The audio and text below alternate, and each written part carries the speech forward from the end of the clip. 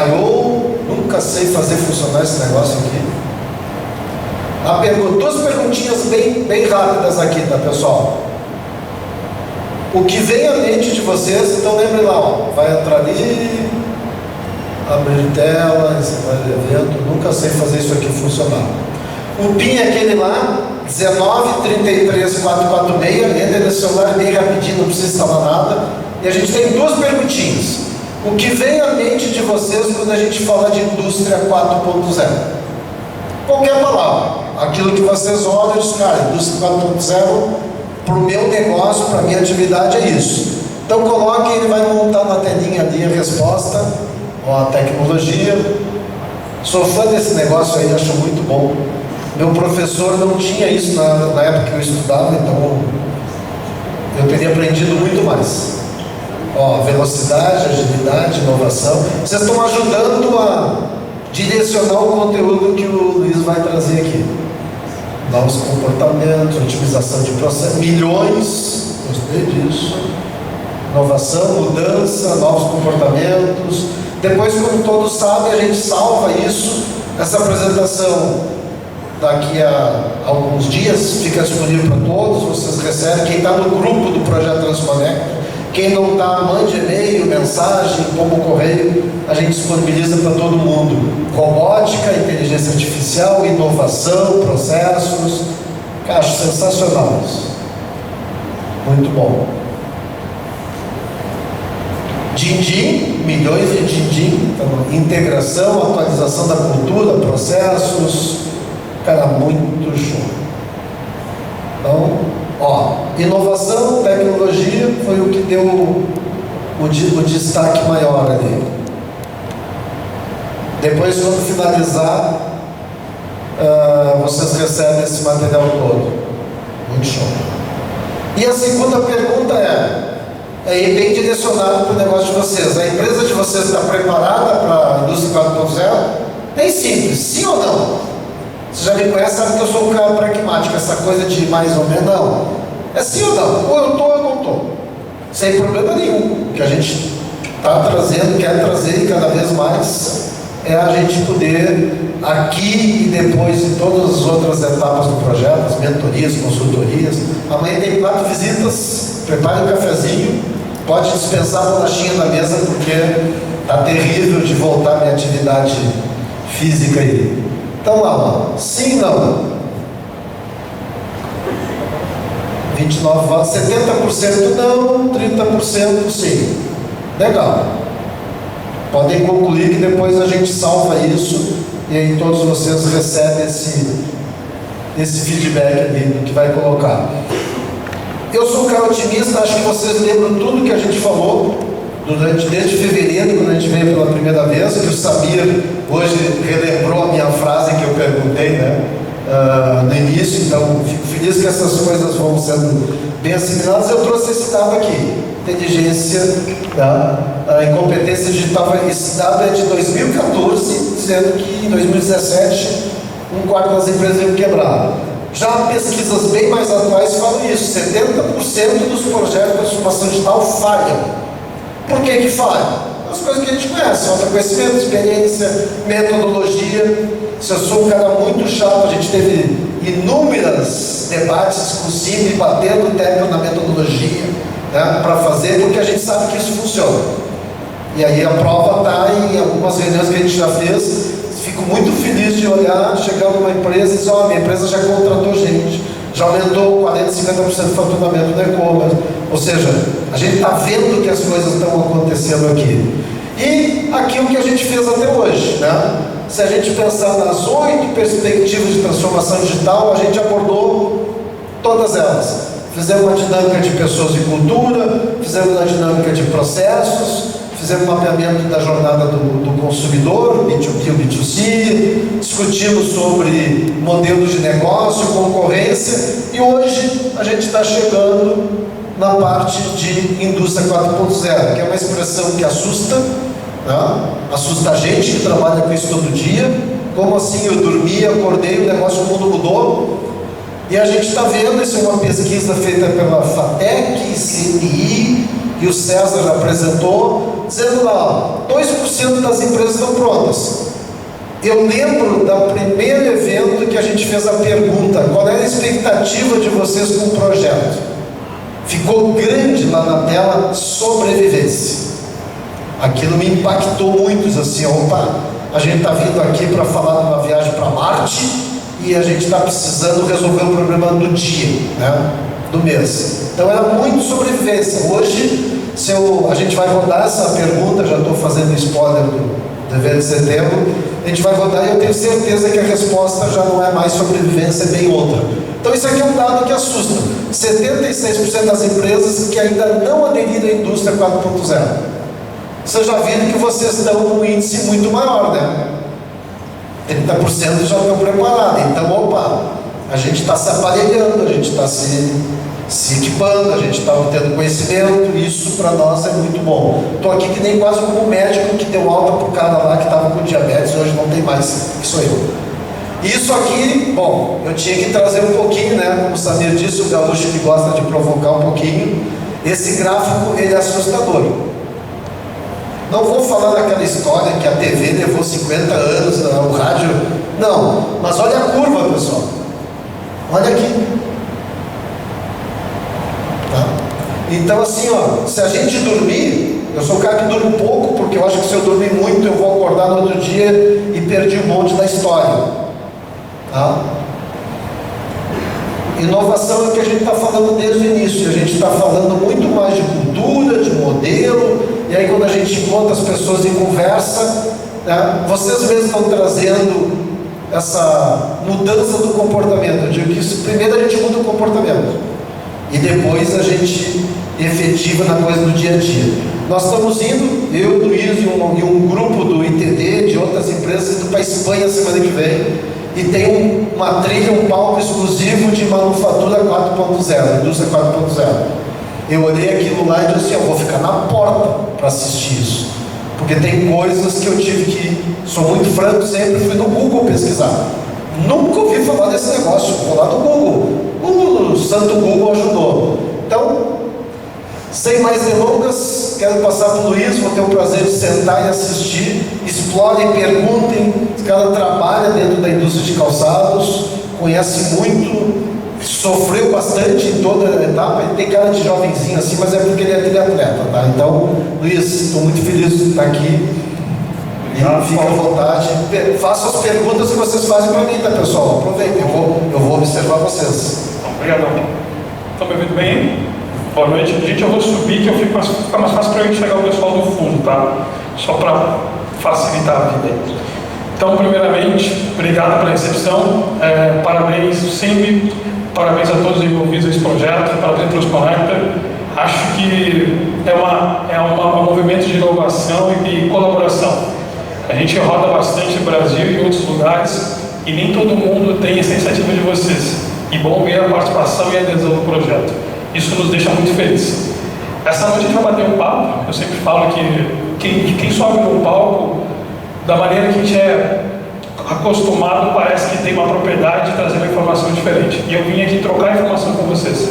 Eu conheço um pouco do calçado, um pouco da indústria, entre outras coisas. Vocês conhecem muito do que está acontecendo.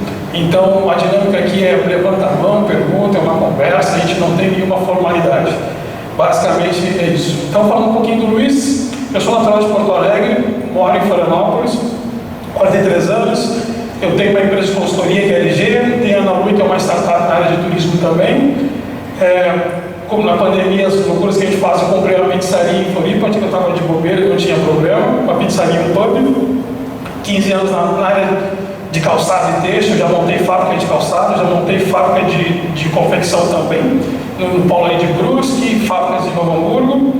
Eu sou cofundador do projeto Chamado Salve Agora. No início da pandemia, eu olhei para minha esposa e falei, vamos ajudar o pessoal que vai passar frio. Eu moro em Floripa, ela faz muito frio. E durante uns 4, 5 meses, nós arrecadamos mais de 15 mil peças de roupa e umas 6 toneladas de alimento. Foi bem legal, quase me separei por causa disso, mas foi uma oportunidade boa. Sou mentor do SOS Encurralados, que é um projeto que ajuda a pequena e média empresa em qualquer segmento. Atuamos em 28 estados do Brasil, 27 estados do Brasil, 26 estados do Brasil, desculpa. Co-Creation Lab também, sou mentor do Sebrae e triatleta amador. Essa é mais ou menos a minha história. Começando, eu trago essa imagem da nossa noite, qual que é o nosso desafio aqui? Na verdade, todo o ciclo que aconteceu aqui no Transconecta, que a gente vai falar aqui, basicamente a gente entendeu o mercado, questão de oferta e demanda, com o intuito de atender melhor o nosso cliente. Então o que a gente procura é isso, acertar o alvo. E esse alvo está cada vez mais móvel. A cada ano que passa, e hoje já não são mais anos, a cada período, que sejam meses até semanas, esse alvo está mais difícil de acertar. Mas existem algumas maneiras que a gente pode começar a cercar isso e num trabalho em conjunto fica muito mais fácil. Para essa noite a gente vai abordar basicamente 5 temas, falando um pouco da história da indústria e seus impactos, 4.0 no mundo, indústria 4.0 no Brasil, calçados e o que a gente vai fazer amanhã. Acho que mais importante de que toda a teoria, o Paulo falou algo super bacana de vamos até Marte, mas queremos sobreviver. Então acho que a gente vai sair daqui amanhã e poder pelo menos ter a possibilidade de fazer algo efetivo. Essa é o meu grande objetivo para hoje junto com vocês. Falando um pouco de indústria rapidamente, para quem não conhece, mas como todo mundo hoje tem acesso à informação, a indústria 4.0 ela vem de uma crescente desde a indústria 1.0, que foi a criação de TA. Quando eu falo em TA, uma coisa que me vem à cabeça, até acho que eu falei com a Wilson numa conversa, como a indústria têxtil, ela é uma indústria que está muito perto do calçado, mas acaba tendo passos um pouco mais largos. A gente pode começar a observar alguns movimentos e se entender que, historicamente, desde o início, eles tiveram um pouco mais de velocidade do que nós no calçado. Depois teve a indústria 2.0, que é praticamente produção em linha, que todo mundo já ouviu falar, ou de uma forma mais profunda ou não, sobre Ford, que todo mundo poderia ter seu carro desde que ele fosse preto. E aí começou a produção em esteiras, coisa que a gente usa até hoje no calçado. Depois tem a indústria 3.0, que é o que nós vivemos muito hoje, de computadores, internet, essa coisa mais eletrônica. E agora vem a 4.0, que vem com a internet das coisas, inteligência artificial, entre outras ferramentas que a gente está percebendo o mundo afora. Afinal, o que é a indústria 4.0? Tá? São tecnologias que interagem de forma vertical dentro de uma empresa, de forma horizontal numa cadeia, e que pode ser encontrado em algumas dessas tecnologias, tipo Big Data, inteligência artificial, internet das coisas, entre outras. O perfil de investimento normalmente é pegar uma empresa que já existe e torná-la um pouco mais eficiente, de uma forma, entre aspas, mais moderna. O que não é a indústria 4.0? A aquisição de marcas simples, inteligência artificial apenas, software, comprar robôs e a questão de implementar uma solução que está pronta. Na pesquisa que o Paulo fez inicialmente, apareceram muitas respostas interessantes, mas eu gosto muito que fala sobre cultura. Então, quando a gente fala que ter qualquer atitude de forma pontual e não coordenada, isso não é o 4.0. E nos nossos dias, a gente acha que esse termo ele é um termo muito distante do nosso dia a dia, mas ele está mais presente do que a gente imagina. Então, pegando alguns exemplos aqui, inteligência artificial. Nós já usamos celulares, smartphones há muito tempo aqui no Brasil, e quando a gente começa a fazer aquele WhatsApp, que tem sugestões de palavra, aquilo já é inteligência artificial. Então já está nas nossas vidas no dia a dia. Busca no Google, da mesma forma, computação em nuvem. Existem muitas soluções hoje de arquivos compartilhados, isso é uma coisa que o próprio Google tem ferramentas de solução nisso. Então isso já está no nosso dia a dia. Impressão 3D também, se usa em protótipo, principalmente. A gente vem conversando hoje, a impressão 3D ela está ganhando força porque ela está ficando uma tecnologia mais barata. Então, para alguns é o melhor caminho ou o primeiro caminho para entrar no 4.0. Realidade virtual aumentada, Pokémon Go, que todo mundo brincou disso, pelo menos quem tem filho sabe o que é. Robótica avançada, carros sem motorista. Big Data, são as redes sociais. Hoje a gente fala em eu quero fazer uma viagem no final do ano e daqui a pouco o celular está cheio de propaganda em cima disso e ao entorno disso também. O nosso trânsito urbano é um grande Big Data, para a gente conseguir ter uma vida teoricamente mais eficiente. E a questão de cibersegurança são os bancos. Esse é o grande desafio deles, não de hoje, há muito tempo. Então, na verdade, as ferramentas que a gente usa para a indústria 4.0 já estão nas nossas vidas há muito tempo. Então, algo que a gente só está adaptando, cada um para a sua categoria, para a sua realidade. E esse é o nosso desafio aqui para calçado. Vou pegar alguns exemplos, citar só para a gente tentar entender. Big Data. A Zara, que é uma marca que tem lojas no mundo inteiro, tem mais de 2.000 pontos de venda diariamente. Eles pegam as vendas do dia anterior e isso vai para dentro da empresa. Essa informação chega até 300 designers e em 21 dias tem uma peça nova. Então, normalmente, a Zara é abastecida nas sextas-feiras para pegar o final de semana e nas segundas-feiras para poder repor o seu estoque. E a cada mais ou menos 3 semanas vão ter peças novas. O que isso é legal? Tu consegue entender isso, é o fast fashion, e é onde a gente tem que perceber, para calçados acaba sendo um pouco mais complicado, mas não é inviável, o quanto a indústria está preocupada em ter uma boa relação com o seu consumidor e em entregar uma solução para ele.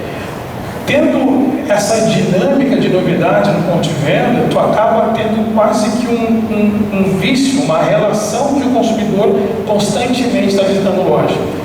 A Zara tem aqui no Brasil, coisa que não é, já há uns 4 ou 5 anos, eles usam RFID nas suas lojas. Tive uma experiência que eu comprei uma calça numa loja, numa cidade, em outro estado eu estava com a calça, falei assim, puta, eu queria comprar essa calça, mas eu não encontrei aqui na Arara. E simplesmente com aquelas pistolas que leem código de barras, parecido, ele apontou para o teto e falou, ó, está naquela área, está no lugar errado. Então isso fazem 4 ou 5 anos já. Então, o que parecia ser, o que parece ser algo ser muito distante, isso é muito vivo. Eu tive com o Paulo há mais ou menos 3 semanas, na semana da SIC, em Farroupilha, de uma indústria que usa o RFID para acompanhar toda a sua produção. Então, assim como acontece no calçado, tem muito ateliê de costura que é externo. Eles colocam as etiquetas de RFID para saber para qual ateliê foi, quantas peças foram, quantas voltaram, se deu defeito, qual é o lote, quem costurou, quem deixou de fazer. Isso fica mais fácil de rastrear e entender melhor a produção. Isso é uma realidade. Tá? Pegando a Nike como exemplo, a Nike é líder mundial em muitas categorias e ela divide, é muito engraçado isso, ela divide os países por segmento. Eu estava numa outra marca de skate trabalhando e a Nike foi para esse mercado. Para quem não tem ideia, muito antes da pandemia, o skate movimenta algo em torno de 8 a 10 bilhões de consumo. Tá? Então a Nike entrou nesse mercado. E o pessoal consegue fazer muito certo. E eles conseguiram trazer, e hoje estão entre os 3 líderes do mercado nesse segmento, todo o know-how da indústria estar perto do consumidor. E alguém aqui falou, sabia, né? Sou péssimo de nome, sobre não estar atuando só nos marketplaces e ter entender seu consumidor. Essas marcas fazem isso. Parece ser algo distante, mas eles fazem isso há tanto tempo, não tem porque a gente não fazer. Esse é um desafio. Quando a gente se aproxima do nosso consumidor e entende o que ele precisa, fica mais fácil planejar o nosso negócio, o nosso modelo de negócio. Eu acho que o próprio Xavier falou sobre marcas também. A gente tem aqui o hábito do calçado, mas quando se constrói marcas, e a gente tem um pensamento um pouco fabril, né? A gente quer fazer tudo. Quando se constrói marcas, a gente pode ter parceiros para poder ter uma amplitude melhor de produtos. Ir para o ramo de confecção, de acessórios. Hoje a gente vinha conversando também, o Paulo, e eles também no carro, que principalmente o Paulo de Birigui, vocês tratam com uma compra que tem um forte apelo emocional, a maioria das empresas, que é o pai que compra para o seu filho. Esse valor dentro do mercado, vocês talvez não tenham ideia da dimensão do poder que vocês têm. Que essa compra, por mais que ela tenha a taxação de preço, ela é uma compra muito emocional. Quando se desenvolve uma marca, e tu tem esse match, a gente fala, essa aderência, isso acaba sendo quase tendo um preço que não tem importância, mas sim pelo valor que ela entrega. Acho que essa é uma busca que a gente tem que ter aqui. Seguindo aqui um pouco, inteligência artificial. A Havaianas fez, foi em 2019, um pouquinho antes da pandemia, em Venice Beach, eles construíram numa loja, uma loja virtual, que para comprar na loja tinha que baixar um aplicativo. E esse aplicativo tinha um mural, eles também desenharam o mural, pegaram um artista que desenhou o mural e tu ia tirando fotos. Com a combinação das fotos, a Havaianas sugeria um tipo de sandália. Isso foi um sucesso e ali está usando justamente inteligência artificial. Bom, se o cara pegou uma estampa que era um animal print junto com um fundo preto, vou pegar e vou sugerir uma sandália de onça, por exemplo. Então isso vem acontecendo, isso aqui foi em 2019, tá? Impressão 3D. 2 cases bem legais. A Timberland tem um programa contínuo que ela pega equipes de designers, a cada 6 meses eles pesquisam formas diferentes de construir rapazes. E a gente olha para a Timberland, a gente vê aquele Yellow Boot, que é um produto que acaba caracterizando a marca, parece ser sempre o mesmo. Mas o fato de ter sempre a mesma aparência não quer dizer que ele não se modificou ao longo dos anos na sua concepção e construção. E é isso que ela busca. Ela tem uma marca de referência, ela tem um produto que espelha o que é a marca, mas ela tem toda uma preocupação com a indústria de entregar esse produto ao melhor preço ou a uma melhor qualidade. Então esse programa é um programa contínuo e em 2019 usaram impressoras 3D para fazer protótipos. E alguns modelos foram comercializados, todos que foram produzidos em 3D. Tá? A Timberland tem um produto de valor agregado um pouco maior. Naquela época a tecnologia também era um pouco restrita pelo custo. Hoje isso já mudou bastante. O preço de uma impressão 3D nos últimos 4 anos caiu em torno de 60% a 70%. Então está mais acessível. Isso é bom para nós. E assim como a Adidas, que tem até hoje uma intersola de uma linha de produtos e está ampliando, são produtos numa faixa em torno no Brasil de R$ 1.500 a R$ 1.800, não são produtos baratos. E é o que nós falamos sobre ter marca, de agregar e entregar valor, que a intersola é feita toda em 3D, em linha de produção. Isso não é protótipo, isso é linha de produção. São tênis que estão comercializados aqui no Brasil também, então não é algo distante. E falando um pouco de realidade aumentada, daí um pouco mais para o varejo, teve uma experiência da Renner no Snapchat, onde tinham 3 modelos de calçados, que o consumidor poderia experimentar via realidade aumentada. Isso é muito legal, porque e aí em cima disso começam a vir outras tecnologias, outras aplicações da mesma tecnologia, que são esqueci o nome, provadores virtuais, os provadores virtuais. Isso vem também junto com a realidade aumentada. Isso está cada vez mais comum. Eu tive uma experiência também na Renner, por RFID, há coisa de um mês atrás, eu comecei com o Paulo. A Renner é uma loja de departamentos que todo mundo conhece, que provavelmente ela tem grandes filas, porque ela tem um sistema de negócio muito baseado no crédito. Então as pessoas vão, compram, pagam diversas vezes, tem que ir lá no caixa comprar e pagar, e aquele crédito se torna uma moeda. O que a Renner fez? Ela botou tokens na loja, tu chega com a tua peça, por RFID tu coloca ali e ela faz uma cobrança de pagamento via Pix. Então isso está acontecendo. Essa experiência de comprar uma peça e sair da loja, que era de 15 a 20 minutos, passou para 4 ou 5. Então estão reduzindo. Qual que é o ganho? E se conversando com o pessoal da Renner, qual que é o ganho disso? É o giro em loja.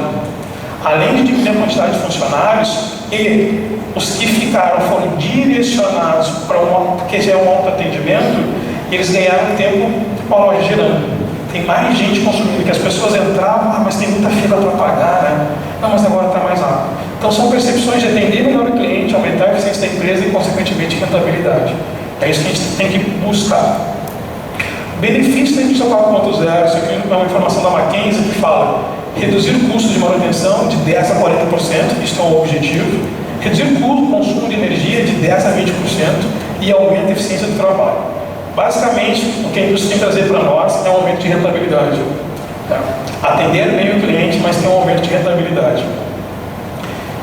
Em resumo, indústria 4.0, uma combinação de escala com flexibilidade. Na indústria do calçado, a gente olha isso com 2 pontos que são distintos. Normalmente a gente procura fazer uma produção muito eficiente. Então, para quem não tem costura interna, que vai para a ateliê, leva todo aquele calçado da mesma cor, que é para não trocar a linha, que é para ganhar eficiência. Só que a gente precisa ser um pouco mais ter mais flexibilidade. Na verdade, esse nosso papel, ele é muito impulsionado pelo desejo do consumo. A gente tem que entender que a gente tem que sim combinar escala com flexibilidade. Aí vem depois customização. Então, isso pode ser dentro do processo fabril ou posterior. Quando a gente entende que a gente tem uma marca e consegue internalizar a customização, tu acaba tirando o intermediário, que é só o lojista que faz isso, tu acaba trazendo o consumidor para mais perto da indústria. E isso é um fator muito importante. Menores custos e maior produtividade, redução do lead time, redução do time to market, maior valor agregado aos produtos. Isso é muito importante. Quando a gente fala de essa combinação de customização com flexibilidade e valor agregado, é onde o preço deixa de ser o fator de decisão. Nesse ano, acho que o Samir também comentou, Alexandre, né? Oi? Renato, desculpa. que nós apanhamos nos últimos 2 anos por causa da pandemia e a indústria realmente está voltando, sabe? É uma verdade, concordo com você. Só que antes se pagava por um valor do sintético, um valor o cores, por outra 2 vezes, às vezes 3 vezes mais. Eu já tive a experiência de sentar com o fornecedor de manhã e à tarde, aumentou mais 15%. Então a indústria está voltando, mas se ela gerar, se ela conseguir agregar valor, todos esses desafios que nós estamos tendo para produzir, isso acaba sendo minimizado. E uma coisa que a gente pode fazer também, e aí onde a indústria entra na sua concepção, indústria 4.0, é tentar entender como é que a gente pode ganhar no trabalho de colaboração. Às vezes a gente acha que isso é viável porque o Samir é meu concorrente, ou o Paulo, mas existem pontos de conversão que a gente consegue trabalhar junto, e isso ajuda a cadeia. Existem outras categorias, a indústria deixa fazer um pouco isso, eles compram algodão todo mundo junto, às vezes vão atingir todo mundo junto, eles fazem isso e isso funciona efetivamente, e isso não é ganho.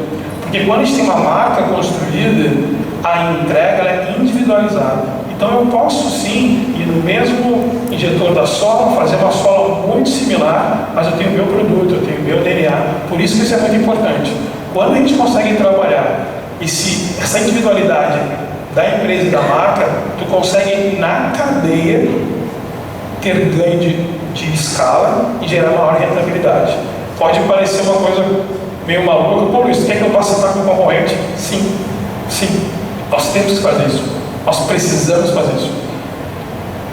E interação horizontal vertical, que é justamente isso que é falar com toda a cadeia, porque nós temos momentos e tamanhos diferentes, e a questão de estar vertical é dentro da empresa.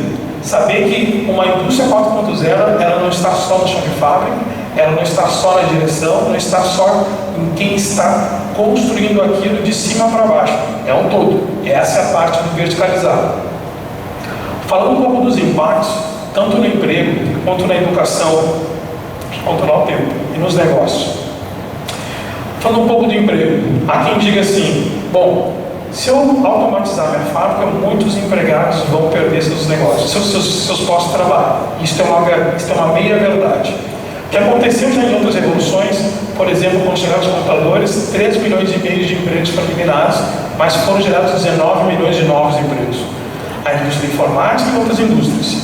O que se entende? 5% das funções elas podem ser 100% automatizadas, 67% em algum grau, mas nisso nós teremos entre 75 e 335 milhões de trabalhadores com novas funções até 2030. E o que isso muda para nós? Alguém comentou sobre o programa da Fiesp, que tem para pequenas e médias, que é de graça, e para grandes empresas tem um custo, né? A gente pensa que a indústria 4.0 ou outras evoluções são para quem tem recurso, efetivamente.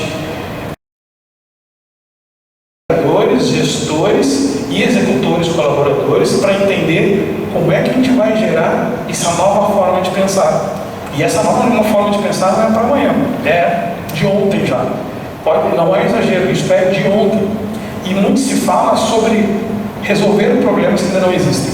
No Rio Grande do Sul, talvez vocês conheçam o grupo DAS, eles fizeram uma iniciativa com a Escola Liberato, que, junto com a SCAR, que eles pegaram a escola, essas meninas são da escola, têm 14, 15 anos, foram até a DAS, que tem um dos sistemas de produção que é por vulcanizado. Para quem não sabe, vulcanizado é aquele calçado que a gente coloca no forno e tem uma queima, né, para ter adesão à sola.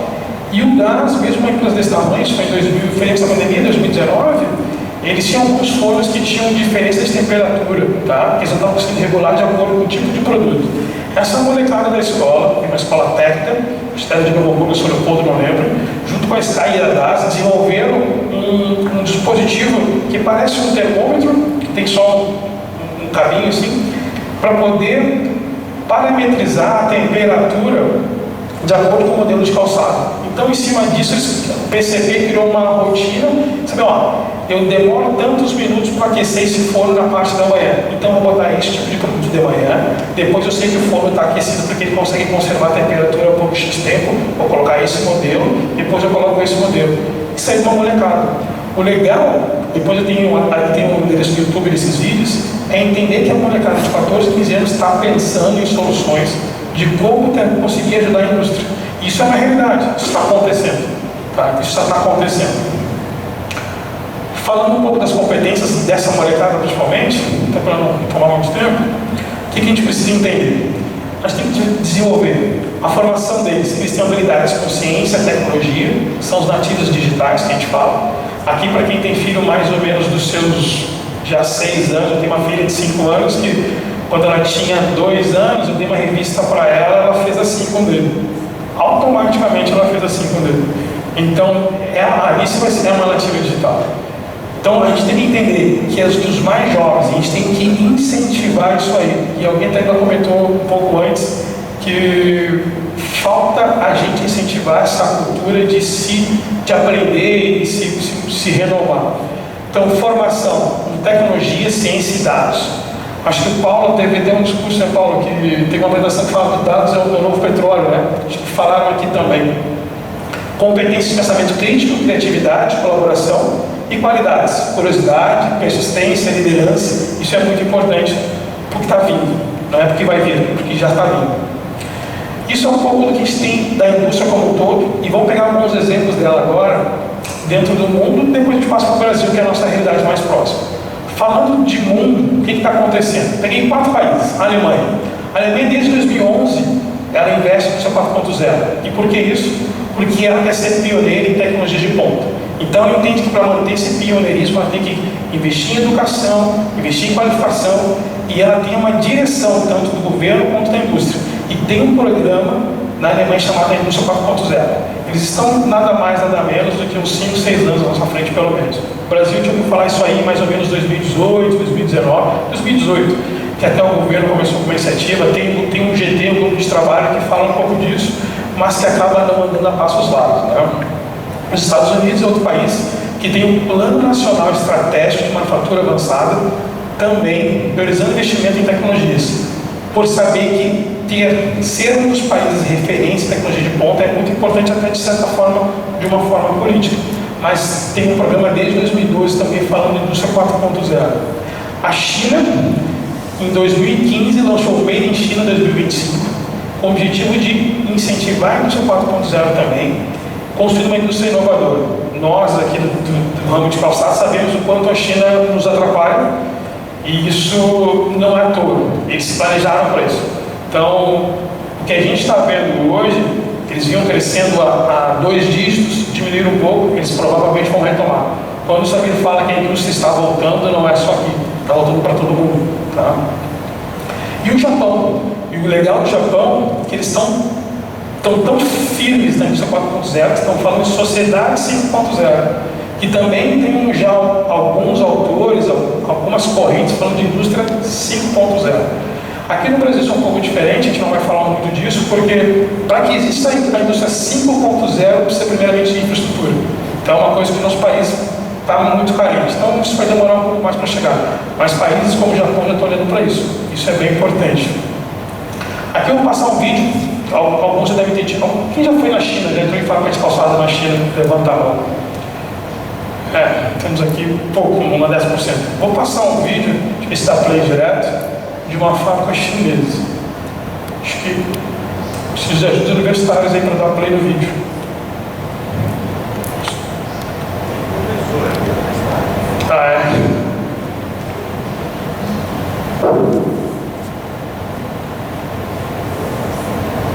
Tem um play embaixo.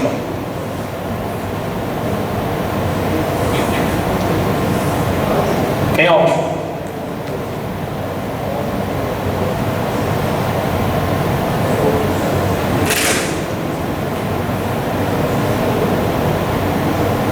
Opa, tudo bem. Quem sabe se fosse para ouvir, mas ficar tranquilo. Pessoal, enquanto isso, alguma pergunta, alguma dúvida? Normalmente a pessoa vai quietinha assim, entende?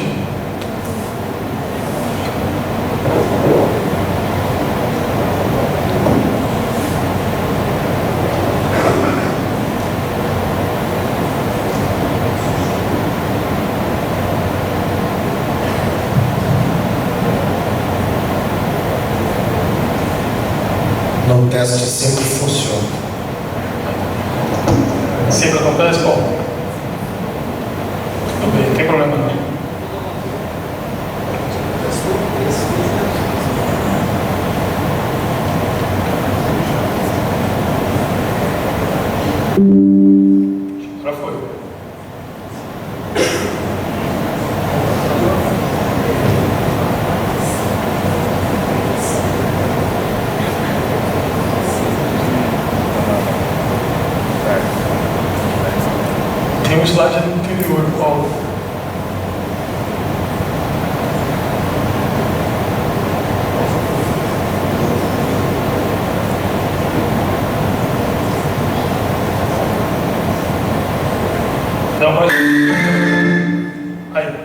Isso aí.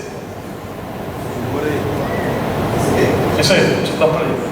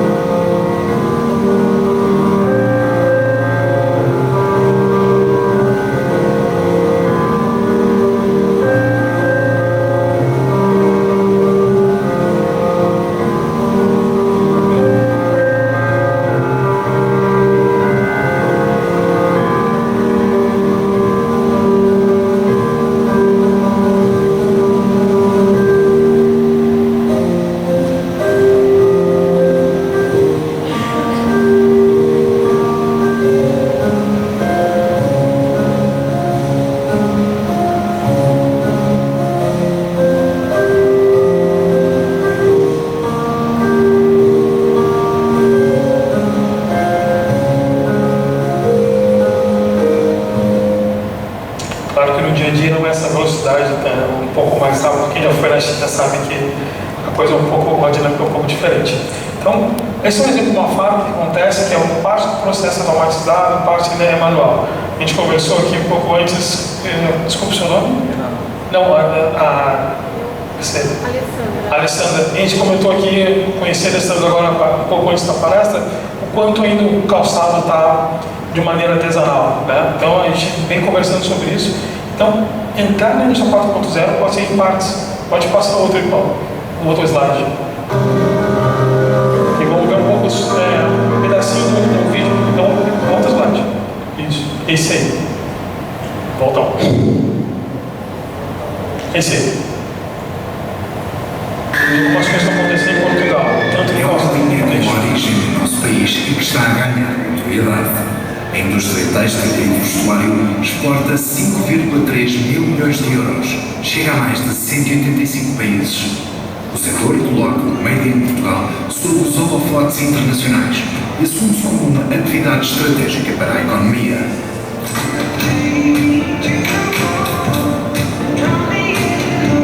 Quando se caminha para a indústria 4.0, à procura de inovação ao nível de produto, com foco na sustentabilidade e na economia digital, a Tintex aposta na diferenciação. Com o projeto TexBoost, alia tecnologia de ponta ao mundo da moda.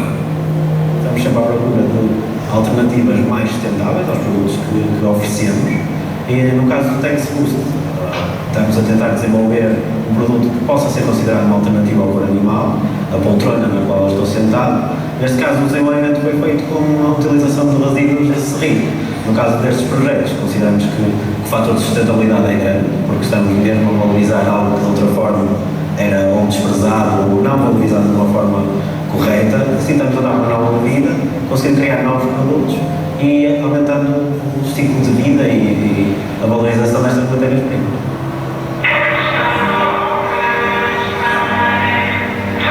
Criar produtos e desenvolver processos inovadores através de tecnologias emergentes é o objetivo do Tex Boost. Lançado em 2017 através da Riopel e coordenado pelo CITEV, envolve mais de 23 empresas. Assume-se como o maior consórcio de inovação têxtil do país. É um conjunto de subprojetos de investigação, de desenvolvimento de novos produtos, mas que têm entre si ligações e que aumentam os resultados que se obtém. Neste caso, é um projeto que está muito focado no desenvolvimento de novos materiais, com uma grande preocupação na área da sustentabilidade e com ligação também à área da chamada Indústria 4.0 ou da digitalização, não tanto no que diz respeito à digitalização do próprio processo têxtil, mas de que forma é que os materiais têxteis podem contribuir para a digitalização. A indústria 4.0 cresce em Portugal. É necessário percorrer o país para conhecer as chamadas fábricas do futuro. Muitos quilómetros para presenciar a cooperação entre empresas e entidades de investigação científica e tecnológica. Só os projetos de investigação e desenvolvimento cofinanciados por Portugal 2020 são superiores a 160 nos últimos 5 anos. O investimento atinge os 241 milhões de euros. A estrada leva-nos à Chiaia. Detém marcas como a Fly London e a Forever. Aqui vive-se o futuro. A automatização e a digitalização percorrem o chão de fábrica a passos largos. Com o apoio do Inestec, implementou o Smart SL. A transferência de conhecimento otimiza a capacidade de produção. Portanto, há quantos anos é que trabalha aqui na Chiaia?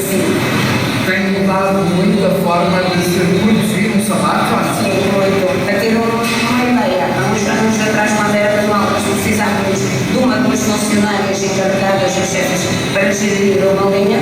Hoje em dia, aqui eu consigo pôr 90 pessoas a trabalhar. Vamos lá, só para entender o que está acontecendo no mundo, tá? Então, no caso aqui, no último exemplo de Portugal, tem coisas importantes que a gente falou aqui hoje. Iniciativa do governo em investir na indústria, a indústria ter setor, parques que a gente chama de parques tecnológicos envolvendo diversas partes da cadeia, as pessoas entendendo que a digitalização e a eficiência andam em conjunto. Numa esteira que precisava de 2 pessoas para cuidar por esteira, hoje uma pessoa cuida de 9. Então esse é o ganho, isso está acontecendo no mundo já. Então não é uma coisa que está distante, a gente parece que está, e tem exemplos que a gente vai ver agora no Brasil também que estão caminhando para esse lado. No Brasil hoje, nós temos umas dificuldades. Por quê? Os fornecedores estão desatualizados, a nossa cadeia continua muito desatualizada. Pós esse período de pandemia, muita gente ficou no caminho, infelizmente. Então, e quem está operando ainda tem suas dificuldades. A gente vai ter pelo menos mais uns 12, 18 meses até que haja uma recuperação plena de quem teve dificuldade nesses últimos 2 anos. Investimento alto, e aí começam a vir as parcerias que a gente chama de PPP, que é parceria público-privada, aonde o governo, através de entidades, consegue financiar parte deste investimento. A estrutura continua defasada, principalmente a parte de rede móveis. Estamos falando em tecnologia 5G, mas efetivamente a gente deve ter isso aqui daqui a 1 ano, 1 ano e meio, em operação. Mudança de cultura, isso apareceu na pesquisa do Paulo, e para mim é uma das coisas mais importantes que a gente tem que trabalhar com mudança de cultura. Porque, por mais que tenha recurso e conhecimento, se a cultura do negócio não entender, não perceber esse valor, vai ficar muito difícil de implementar. Então, a gente tem alguns entraves aqui no Brasil para que a gente tenha isso. E numa pesquisa que teve, acho que é da McKinsey, que fala que entre os setores que menos utilizam tecnologia digital, está cores e artefatos de couro, que a gente fala da indústria calçada. Então, é uma das indústrias que menos utiliza do que poderia estar utilizando. Tá? Até que eu botei à direita aquela câmara da indústria, teve um plano que começou a ser escrito em 2017, 2018, para um período de 19 até 2022. As iniciativas que estão ali, esse plano está disponível na internet, se der no Google, é fácil fazer o download, elas têm uma muito boa intenção, mas pouca coisa teve efetivação. Então o governo acabou se estruturando para isso, mas não conseguiu levar à frente. Cabe a nós tomar essa frente. A gente não pode esperar, como em outros países, que o governo nos apoie nisso de forma genuína. A gente vai ter que fazer um pouco por nós, né? Então existe iniciativa no Brasil desde 2017, mas ela acabou não andando. Outra coisa também é o custo de implementação, que apareceu na pesquisa. Só que depois, quando começa a aprofundar, quando a empresa fala que o custo de implementação da Indústria 4.0 é o entrave, percebe-se que falta de conhecimento e clareza com os benefícios que aquilo vai trazer. Então, na verdade, a primeira coisa que a gente fala, isso é para a empresa grande. Mas depois que a gente começa a entender os benefícios, opa, não é bem assim, né? Então, e aí, no final, até o pesquisador fala, há uma percepção comum do que é caro investir nas tecnologias. Certa medida está relacionada à falta de conhecimento e dificuldade de saber como e por onde começar. Hoje a gente vinha no carro de Araçatuba e me perguntaram assim, Luiz, qual que é a tua indicação para que caminho começar? E a minha resposta foi, depende. Depende de onde a empresa está e aonde ela quer chegar. Então não tem uma receita de bolo para isso. Então depende. Mas tem um lado bom, as coisas estão melhorando. Em 2016, 48%, menos do que 40% das empresas, menos da metade das empresas entrevistadas faziam uso de tecnologias digitais. Em 2021 já está em 69%. Então a gente está caminhando. O que as empresas estão vendo? Eles têm benefícios obtidos principalmente em produtos e serviços customizados. Calçados e as suas partes, tem 29% dos entrevistados que perceberam, tive sim algum tipo de retorno. E aí, com o tempo, colaborando com o discurso um pouco mais cedo, tem as iniciativas do Senai de São Paulo e o próprio BNDES tem o Finame para máquinas, para a indústria 4.0, e o BNDES também tem o crédito para serviços, que é a questão de qualificação. Então existe aonde buscar recursos. A gente fala coisa que o dinheiro está aí, a gente tem que ir um pouco atrás. Então existem alguns caminhos, e isso independe do tamanho, tá? Se é grande, se é pequeno. E falando um pouco aqui do calçado, 4.0, eu trouxe alguns cases. A Bibi, que eu gosto muito do case da Bibi, eu vou dar uma resumida, que aumentou a eficiência em 18%, a capacidade produtiva em 20%, e diminuiu a ocupação de uma fábrica em quase 50%. Por que eu gosto desse case aqui? Porque ele se aplica a qualquer tamanho de indústria. Basicamente, ele pegou uma planta e falou, o que eu consigo fazer para ganhar eficiência? Ela mudou a forma que ela tinha disposição da linha de produção. E isso é uma coisa que depende de pouco recurso. Que a gente acaba, às vezes, montando uma fábrica, eu já passei por isso, e entendendo qual é que é a maneira mais eficiente para aquele momento. E isso perpetua durante um bom tempo. Então, esse case da Bibi me chama muita atenção, porque isso não requer investimentos altos e se aplica a qualquer tipo de empresa. E é fazendo com o time que está dentro de casa. Às vezes é conversando com o supervisor da linha, o gerente fabril. Cara, o que a gente pode mudar aqui? É sair um pouco desse dia a dia, entender um pouco mais, cara, vou olhar de fora. E isso é simples de fazer. Outro caso legal aconteceu na FIMEC, que a FIMEC montou uma fábrica conceito, tá? Essa fábrica conceito, ela produziu 2.200 pares em 3 dias. E nessa fábrica ela colocou um pouco de robótica, um pouco de internet das coisas. Era uma feira para conseguir mostrar o que era possível e ela fazer. Hoje, quando a gente fala em tecnologia, o acesso está muito mais fácil, tem questão em termos de investimento. Então, na FIMEC, e uma coisa que é muito legal, eu estava na SIC há 3 semanas atrás, até conheci o pessoal da Clean. Eu não sei quanto vocês participam de feira, mas participar de feira é uma coisa que está fazendo muito sentido. A gente estava comentando agora com, desculpa o seu nome, Valdir, que as coisas estão movimentando, né? E a feira é uma boa oportunidade para isso. Então, quem não conhece, quem não vai, todo mundo deve conhecer a FIMEC. É uma feira que fala bastante de indústria 4.0 e traz soluções reais para que a gente consiga aplicar nos nossos negócios. Aqui tem, Paulo, só passa esse último vídeo aqui, por favor, que é rapidinho. Só para você ter uma ideia, para quem não conhece a FIMEC, para passar um vídeo de um minutinho, como funciona a feira. Isso aconteceu em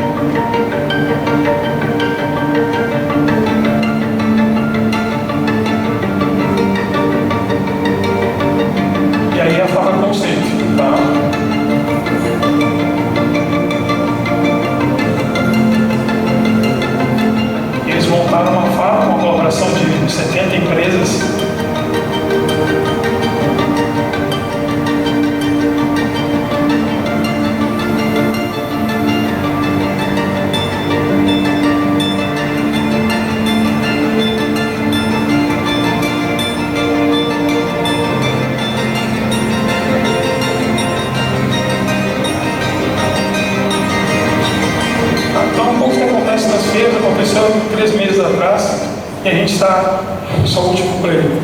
Eu trouxe também para vocês darem uma olhada no grupo SASE, se alguém conhece esse grupo, pode dar um play, Paulo, só para entender um pouco de que eles trabalham em termos de robótica, tá?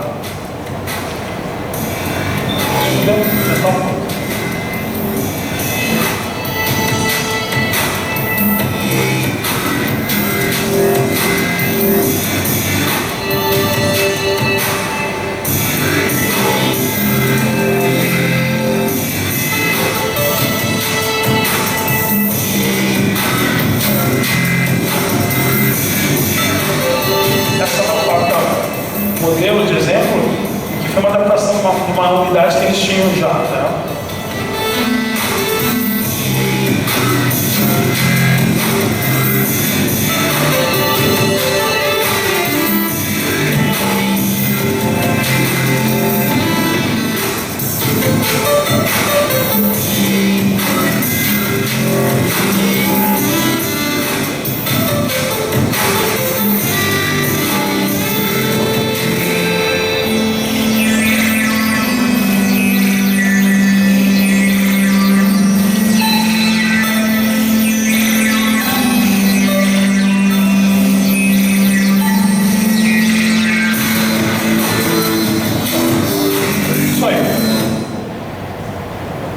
Bom, a SASE, junto com a TopShoes, que é uma empresa de dois irmãos, de Campo Bom, fizeram uma parceria no ano passado justamente para levar a questão de peças 3D para o maior número de fábricas no nosso país. Isso está acontecendo e tive notícias deles algumas semanas atrás. Essa parceria parece que está indo a pleno vapor, tá? E de tudo isso, como eu tinha falado, o que a gente vai sair daqui, a gente pode começar a pensar amanhã. Eu elenquei alguns tópicos, tá? Omnichannel, fast fashion, parceria entre indústria e varejo, otimização de processo, consolidação e informatização do setor, tá? A questão do omnichannel, e aí foi um pouco do que vocês estavam falando de não estar dependendo de marketplace, essa experiência da fábrica está falando com o consumidor e ter experiência que ela gostaria que o consumidor final tivesse. Isso é uma coisa muito importante e o omnichannel pode dar isso.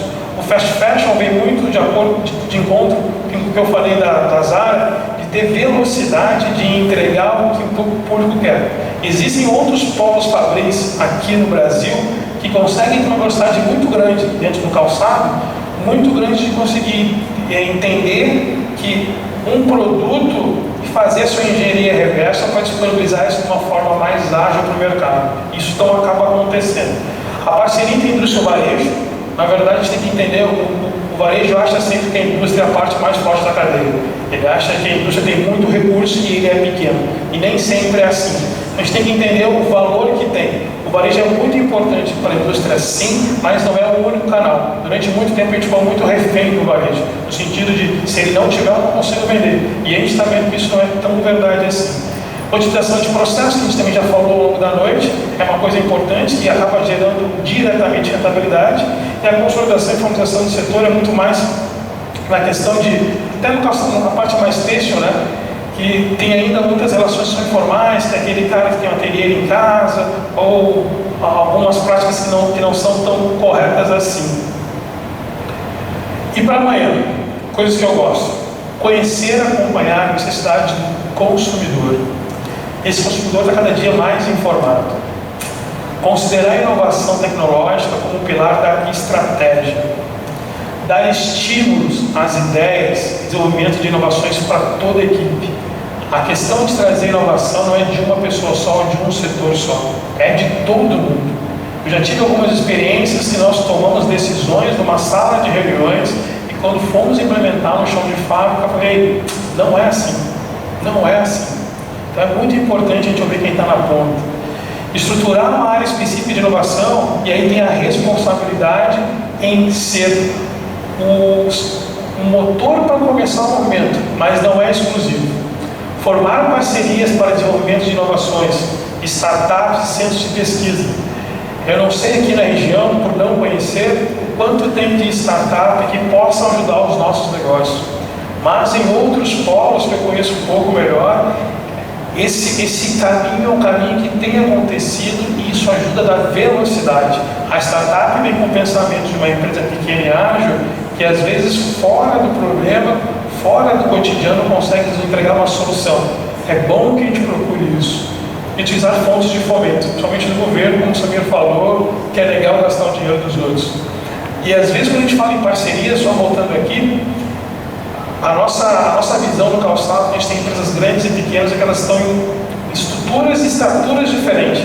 Mas às vezes uma empresa pequena consegue ser mais ágil do que uma empresa grande e aonde elas podem se ajudar. Tá? Isso é bem importante.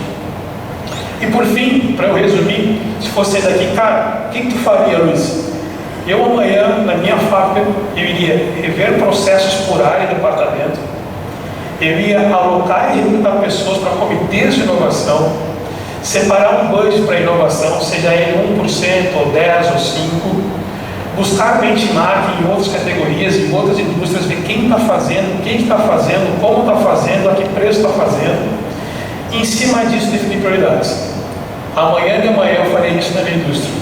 Basicamente é isso. Esses são os meus contatos. Eu queria agradecer a vocês pela atenção, por terem vindo, não terem ido para casa. Já são 8h35, quase na hora de jantar. E eu queria dizer meu muito obrigado. Eu espero ter contribuído. Estou aberto às perguntas. Muito feliz de estar aqui. Pessoal, parabéns pelo projeto. Obrigado.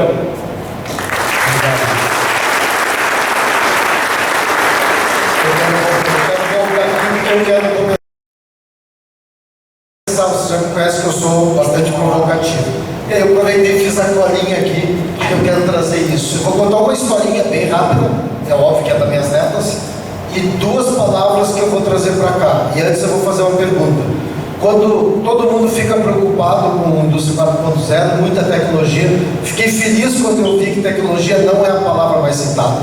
Então eu entendo que a gente está atingindo muito o objetivo de transformar primeiro a nossa cabeça, depois a cultura do negócio. A pergunta que eu vou deixar no ar para vocês depois pensarem: o que vai diferenciar vocês quando todo mundo tiver todas essas ferramentas? É o que eu mais tenho batido nas empresas. Algumas têm e-commerce, outras não. Algumas estão pensando lá na inteligência artificial, outras não. Mas vai chegar um momento que todo mundo vai ter as mesmas ferramentas. O que diferencia uma empresa da outra? E aí eu vou contar a historinha, vou pegar. O negócio está avançando aqui. Vou deixar aqui, ó. Conhecer e acompanhar a necessidade do consumidor. Ontem eu fui buscar minha neta na escola. Uma vez por semana, uma das netas eu passaria a semana inteira buscando elas lá. E aí estou vindo caminhando, vou comer um crepes, óbvio, né? O cara gordinho aproveita que a neta quer o crepes, eu como 2. E ela disse para mim: vô, ontem foi o dia mais feliz da minha vida.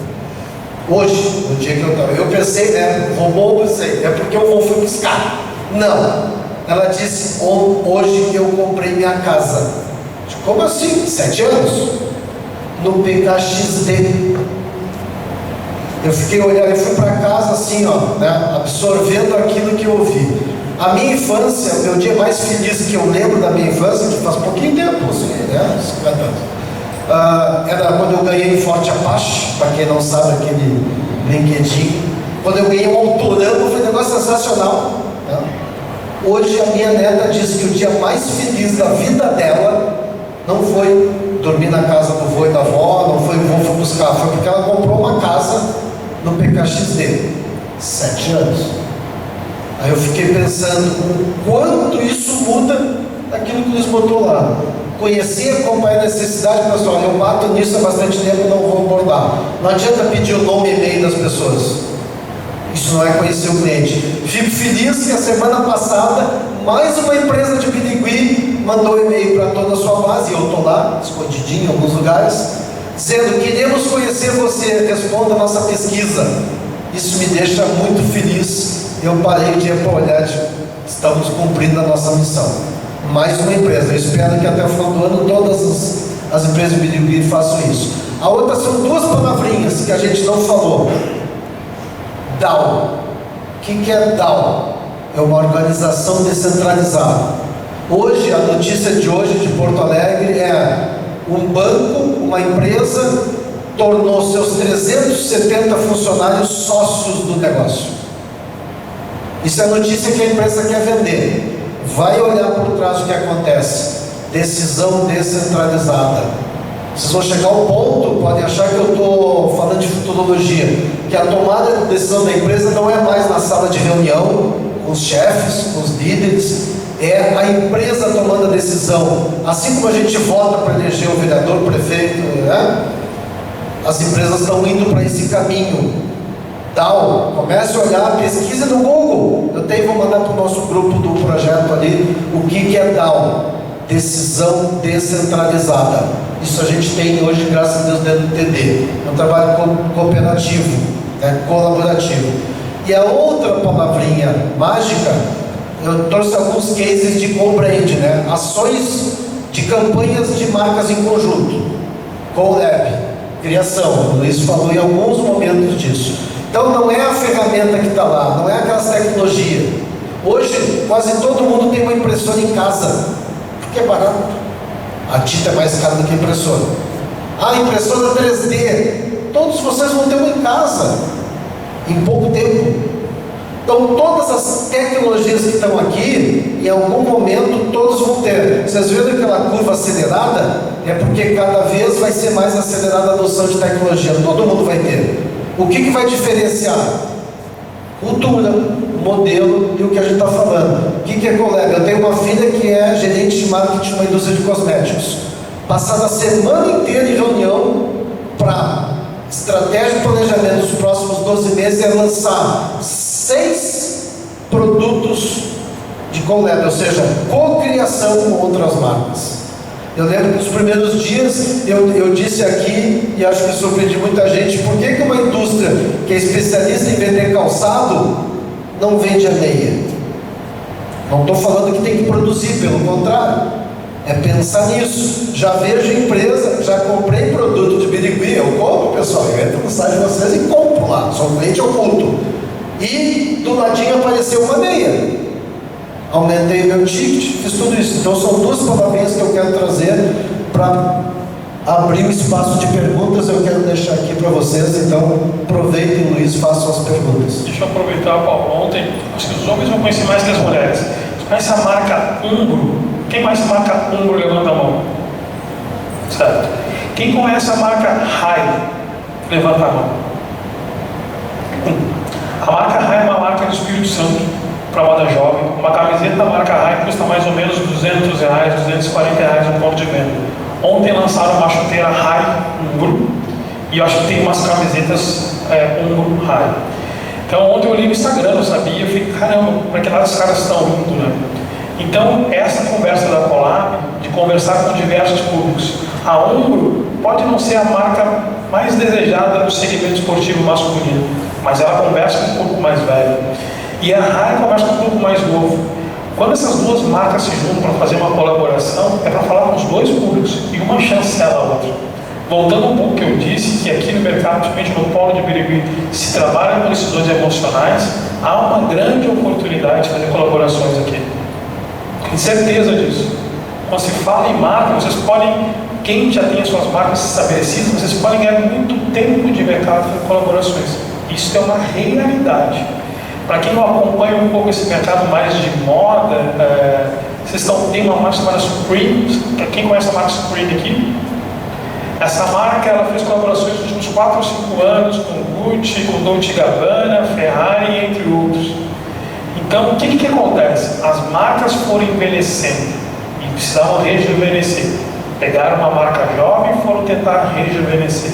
Talvez o polo de Birigui é muito novo e ele precise falar com alguém que tenha mais idade. Então, a colaboração que o Paulo falou é uma coisa que é uma realidade e funciona de verdade. Perguntas, pessoal? Ou não entenderam nada, vou gostar de tudo, Paulo. Sim. Gente, eu estou meio em casa aqui, vou me sentar, porque eu estou velho. Você fala um pouco da colaboração de marcas mais antigas, mais sêniores com marcas novas. Como se dá a comercialização de produtos assim? Eu tive uma experiência, sabe, numa marca de skate chamada Ous, que a gente fez uma collab com Street Fighter, que é um jogo de videogame. Os meninos mais velhos devem lembrar dele. Nessa parceria, como é que foi feito? Nós compramos os direitos autorais da marca, a marca japonesa, pagamos em torno de $100.000 para poder explorar durante 2 anos. E só nós poderíamos comercializar durante esse tempo na parte de calçado. Para confecção, outras marcas poderiam fazer. Esse é um formato. Outro formato que acontece é tu ter os 2 tipos comerciais vendendo os produtos. E há uma divisão de royalties. Isso também pode acontecer. Tem empresas que fazem tipo uma joint venture, que cria uma terceira empresa para fazer essa comercialização também. Né? Depende muito, às vezes, da categoria de produto. O que é o ideal? Tu pegar, por exemplo, eu posso pegar a Chili Beans na marca de óculos e fazer um calçado Chili Beans com uma marca de calçado infantil. Então, eu vendo os óculos da Chili Beans com aquela marca de calçado, e a marca de calçado vende o calçado com a sua marca e Chili Beans. Também é um formato de se fazer. Isso muda muito de acordo com cada categoria de produto. Uma outra coisa que também é legal é pegar uma empresa que licencia marcas. Eu detenho a marca João e a marca Maria. Vou fazer um calçado João e Maria e pago royalties para os 2 detentores de marca. Também é um caminho para ser feito.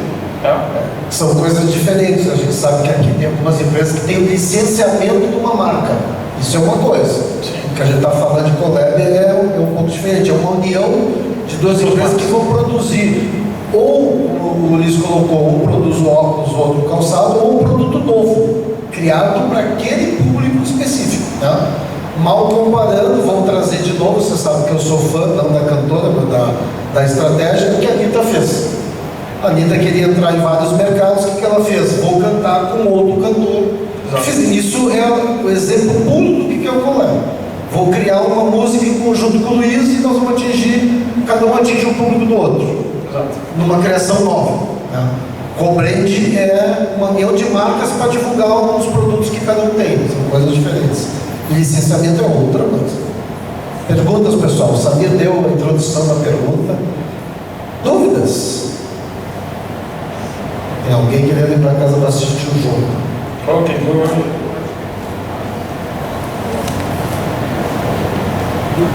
Não vou deixar ninguém ir para casa se atuar assim. Eu queria que você desse uma palhinha para a gente a respeito da sua história, porque eu já ouvi falar de você e a sua história parece que encanta. Vamos lá. Bom, sou natural de Porto Alegre. Eu entrei no mundo calçado para uma empresa de marca chamada Kicks. A Kicks, para quem não conhece, foi uma das marcas pioneiras do Brasil do ramo de skate. Eu fiquei lá durante minha primeira passagem de 4 anos. Daí eu saí para ser superintendente de comunicação do Grupo Bandeirantes. E passei lá há algum tempo. E recebi o convite de voltar para a Kicks novamente para integrar o corpo societário da empresa. É lá que eu montei fábrica de calçado, fábrica de confecção. E depois eu saí da Kicks e fui trabalhar em um negócio próprio, empreender, e até então empreendo sempre de alguma forma paralela. E em 2018 a Dili Calçados de Novo Hamburgo fez o convite para tocar a operação da Diadora aqui no Brasil. Então eu tive à frente da Diadora durante acho que 1 ano e meio. Nós estivemos em outubro de 2019 na Itália para assinar a renovação de contrato. E essa renovação era para ser sacramentada em abril de 2020. E como começou a pandemia, a Dili declinou nessa renovação de contrato. A Diadora está voltando para o Brasil agora, para uma empresa de São Paulo, que é o Grupo Oscar Calçados. Acho que vai produzir em Franca ou Nova Serrana, não sei. Então eu tive uma conversa com eles de forma bem tranquila para dar uns direcionamentos e algumas coisas que eles iriam fazer. E hoje ainda presta serviço para a Dili, à frente de uma marca chamada Ous, que é uma marca curitibana que também é do segmento de skate. O segmento de skate eu não conhecia antes de passar pela Kicks, mas ele é muito sedutor no sentido que parece algo nichado. Vou falar isso antes das Olimpíadas, porque ele é um segmento que ele tinha uma cara marginal. Eu não sei se aqui em Birigui tem pista de skate da cidade, mas normalmente, na minha adolescência, que já faz um tempo, quem estava nas pistas de skate, que não eram os skatistas, eram meninos que acabavam usando drogas. Então virou isso muito marginalizado. E houve, durante muitos anos, alguns movimentos para acabar com esse estereótipo, né? Mas efetivamente isso acabou com as Olimpíadas. Então, que trouxe uma cara de esporte. Eu trabalho há bastante tempo nesse nicho, que acompanha esse movimento de moda, e skate, street. Então, por isso que a gente acaba transitando nesses lugares. Fora isso, eu já tive 140 quilos, eu sou diabético. Então, e há uns 2 anos e meio, 3, eu resolvi virar triatleta. Então, estou agora preparando para o ano que vem fazer o Ironman. Para quem não conhece, o triatlo é uma prova que a gente nada 4 km, pedala 180 e corre 42. Então, já fiz o meio Ironman, que são metade dessa distância. E ano que vem, quero voltar aqui e falar, galera, deu certo. Mais ou menos isso. Entendendo que é o espírito. Vou aproveitar o gancho e vou contar uma historinha da Kicks. Eu atendi a Kicks também em 2 momentos. Quando ela é em Novo Hamburgo, e a gente chegou lá, o time do marketing era tudo skatista. Olharam para mim e disse: o que esse cara entende de skate? Ali nasceu várias brigas homéricas lá para trabalhar. Conheci a Kicks num evento como esse, em 2002, onde o Ramon, que é o dono, sentou na frente, 2002, disse: eu vim para saber o que eu fui fazer na internet. Acho que eu até contei um dia essa história para alguns aqui. Aí eu nunca me esqueço o que eu disse para ele. Digo: Ramon, tu vai vender na internet. Não sabe quando ainda, mas vai vender. A Kicks vendia, fabricava calçado. E aí entrou depois em confecção. Teve um ano que a gente bateu o recorde de e-commerce. O produto mais vendido da Kicks, contrariando aquele time que só queria fabricar tênis para menino, foi um tênis chamado o modelo era o Sneakers, que é aquele tênis salto, que a gente conseguiu descobrir uma procura no Google, no americano, que estava crescendo. A Kicks apostou e vendeu, assim, não é vender um pouco, chegou a ser 90% do faturamento. Mesmo contrariando cabeça, geleia, esse era o nome do time. Nesse dia, nessa época, o e-commerce da Kicks, 2012, 13, não lembro, faturava mais ou menos uns 80 mil reais por mês, 100 mil reais por mês, tá? Com esse produto, e daí atingiu um outro público que não era o público skate, em 2 meses passou a 600 mil, 650 mil reais de faturamento por mês. Então é impressionante a história de entender o que está acontecendo no mercado, o quanto isso pode... Criou uma marca, Criou uma marca para a menina, que aí deixou de ser a praticante de skate para ser a usuária do dia a dia. Então, para ver como essas conexões acabam... Dando muito. Eu fico feliz de estar aqui e acho que vocês têm um belo trabalho para fazer. A gente comentando com o pessoal da CRIM lá em Gramado, e nós falamos assim: vocês têm ideia de quanto tempo troca o calçado de uma criança? Talvez as mães mais que nós pais, E aí a minha filha de 5 anos, o que ela mais gosta é de ver calçado de luzinha. Papai, luzinha, agora é que eu compro um calçado de luzinha para mim. Então, se alguém tiver um calçado 43 de luzinha, eu compro, tá? Ela vai ficar muito feliz. Vocês têm uma relação consumidor que eu posso dizer que são poucas cadeias de produção que tem. Vocês, de um modo geral, estou falando, é do 0 ano até 9, 10. Essa relação que vocês têm hoje, ela é privilegiada. Aproveitem isso, usem isso, pensem muito nisso, tá? Porque hoje, um menino que é um público que eu trabalho, de 15, 16 anos, ele compra um tênis da marca, amanhã ele quer outro. Questão de 6 meses. O tempo de transação é muito pequeno. Vocês têm uma grande oportunidade.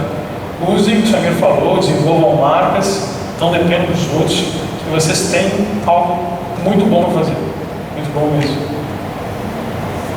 Pergunta? Aí, deixa eu ver. Aqui, eu estou você ainda tá. Boa noite. Boa noite. Eu vim? Antes eu te apresento, porque ele não conhece Boa noite, sou o Cleiton, sou de Penápolis, trabalho na parte de comércio, de loja. A gente veio aqui sempre estamos presentes para ver somos curiosos, para estar aprendendo. Então a curiosidade gera conhecimento. Falando em Brasil, indústria 4.0, ao meu ver, tá? Sou um pouco leigo, mas acho que a maior dificuldade ainda de chegar a toda, lógico que a tecnologia é importante, a robotização é importante, mas o Paulo falou, mas o mais importante é entender o consumidor. Falou de descentralização, estou lendo muito sobre isso também, da sua netinha, sobre comprar o terreno. Realmente, o Blend hoje está gerando várias negociações imobiliárias. Essa semana, começo do mês, finalzinho do mês passado, a House, que é uma imobiliária digital, fez a primeira venda digital dentro do metaverso. Dia 2 agora eu participei com o meu avatar dentro do evento digital deles. Aconteceu tanto no físico como no virtual.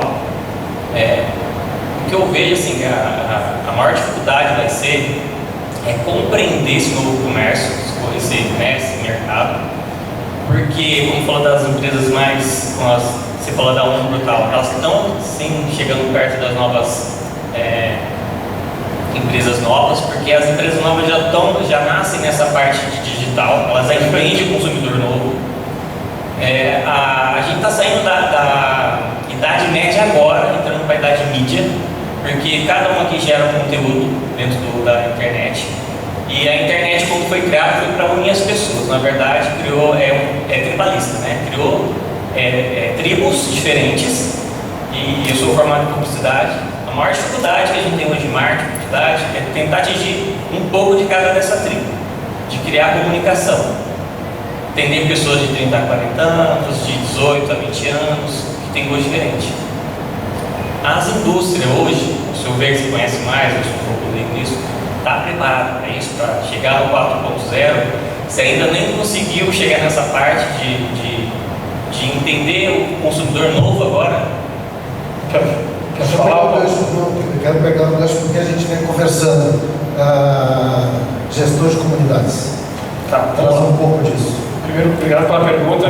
Minha visão das coisas que por onde eu ando, das coisas que eu leio e com as pessoas que eu converso, né? Eu acho que, na verdade, a gente não vai entender o consumidor, tá? Porque nem o consumidor se entende. Nós temos que entender que a relação de consumo é motivada por diversas coisas. Eu posso comprar hoje uma roupa, uma camiseta, um calçado, porque ele é confortável ou porque ele vai resolver uma dor. Então, vou pegar um pouco do Luiz Gustavo. Quando eu vou fazer teatro, eu compro duas ou três marcas de tênis, que foram as quais que me identifiquei, por alguma razão. Pelo conforto, pela relação custo-benefício ou por um outro atributo. Mas às vezes eu compro alguma outra coisa, um calçado, que é para me sentir aceito. Está todo mundo usando aquele tipo de calçado. Está todo mundo usando aquele tipo de marca. Por que eu vou ficar fora daquilo? Então o consumo, de um modo geral, ele tem muitas motivações. Se a gente tentar entender todo mundo e querer vender para todos, a gente não vai conseguir. Se eu tivesse que tomar uma decisão, com quem eu quero conversar? Com quem eu quero trabalhar? Quem que eu consigo entregar para esse alguém? Uma coisa que a gente tem que entender, a internet ela veio para juntar? Não. Para mim, acho que é mais ou menos. Ela veio para nos dar informação. A forma que a gente se porta, eu nem falei aqui de NFT, metaverso, mas meu pensamento, os 2 anos de pandemia, nós vivemos um metaverso real, onde cada um vestiu um papel que bem quis durante um período. Eu fui para minha casa, eu trabalhei de bermuda e camiseta, fazia videochamada e, bom, estou bem. E postava no Instagram, no Facebook, a vida que eu gostaria de levar, ou até mesmo que eu levava. Hoje, passados 2 anos, a realidade nos peraí, a vida é assim. Existem problemas que a gente teve que tratar ao longo desses 2 anos. E isso reflete no consumo. Quantas coisas a gente não estava vendo dentro de casa, uma cortina, uma televisão, um móvel, que era tão corrida a vida, a gente mudou o consumo. E esse segmento aumentou. Mas não é porque as pessoas não queriam comprar, é porque aquilo não era uma percepção de valor para aquele momento.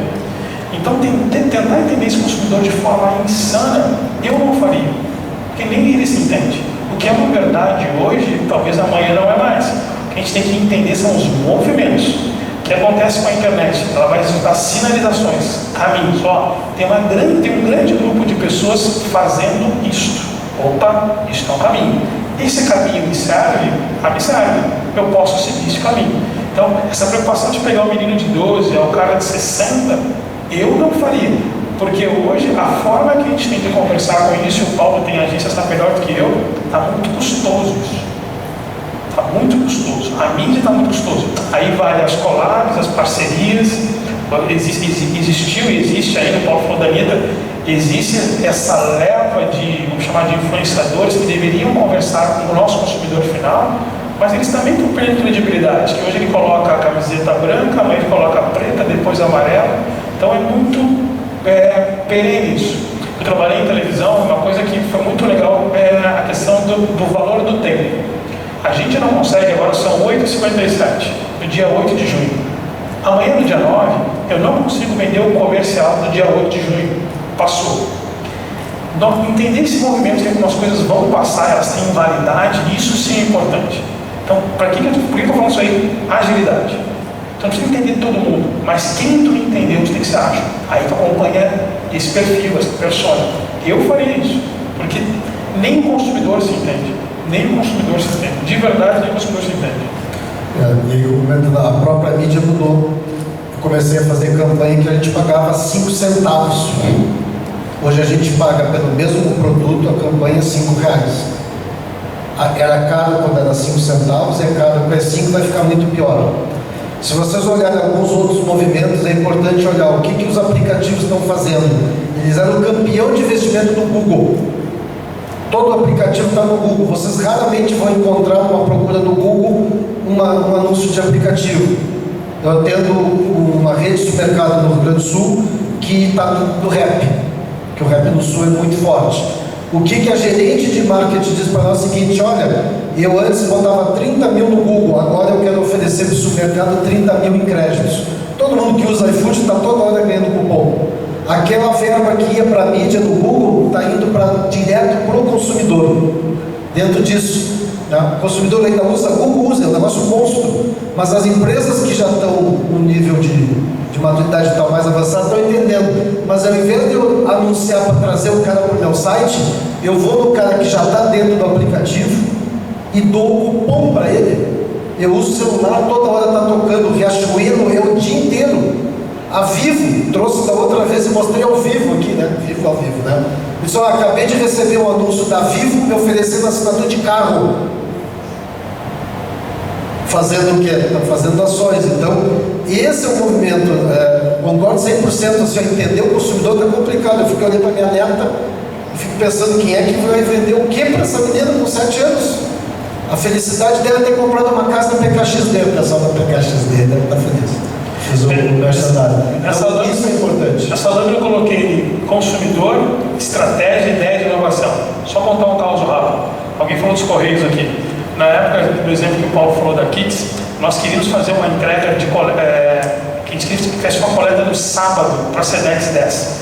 E na região onde estava o e-commerce, o Correio não atendia. Falei, tá, preciso resolver esse negócio. O que eu fiz? Comecei a mandar um Sedex 10 toda sexta-feira, de Novo Hamburgo para Floripa, para entregar no sábado, numa caixa de sapato vazia. Olha o que a gente fez. E o cara começou a entregar. Um sábado, 2, no terceiro sábado eu falei assim: então, já que tu veio entregar isso aqui, tu não quer levar esses tênisinhos lá? Ele assim: pô, não posso. Ah, beleza. Na sexta semana o cara: beleza, levou. Resumo da história: depois de mais ou menos uns 3 meses ou 4 meses, o Correio começou a coletar no sábado.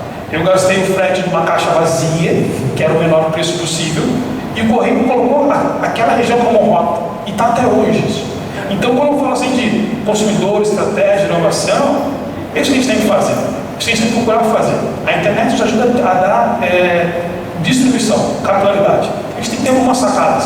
Ah, você tem uma loja, tem uma marca, pô, aparece no fundo de alguma coisa, fala com alguém.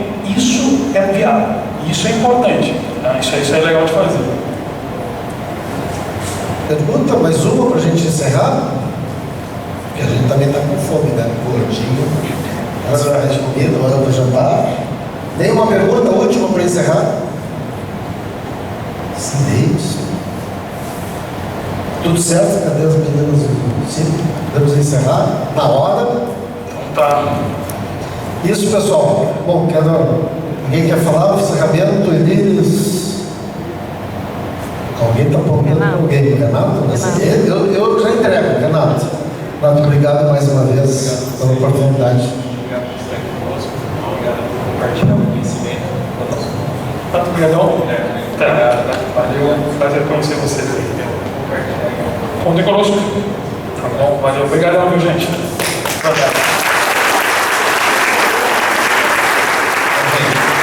Obrigado a todos.